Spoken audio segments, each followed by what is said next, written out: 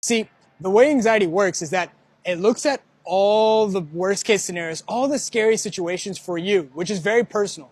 It grabs the scariest one and and essentially magnifies it and makes it feel like the most likely scenario, even though the chance may actually be zero and you've actually been cleared out by everything.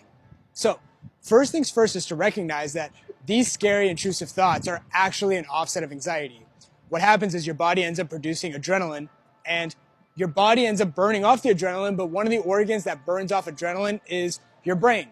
And your brain burns it off by, again, looking at all the bad case scenarios, grabbing the scariest one, and making it seem the most likely. So how do you overcome these thoughts? Well, it's really important to recognize that these thoughts are just an offset of anxiety and to label it as such. So what you want to do is label these thoughts as anxiety. The common mistake people make is these thoughts come in and they start engaging with these thoughts. They become identified with these thoughts.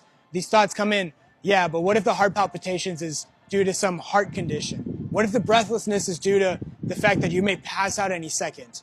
And even though these thoughts are scary, they're actually just thoughts, and it's just an offset of anxiety. What most people end up doing is they end up going Google searching, they end up going on forums trying to figure out what's going on.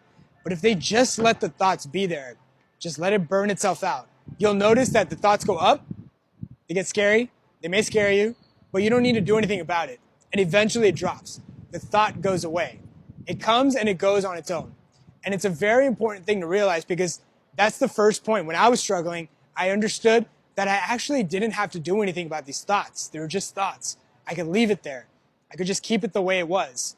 And the thoughts was going to come and it was going to go. And as long as I didn't really engage with it, as long as I didn't interact with it, as long as I didn't try to analyze it, it just kind of went away on its own.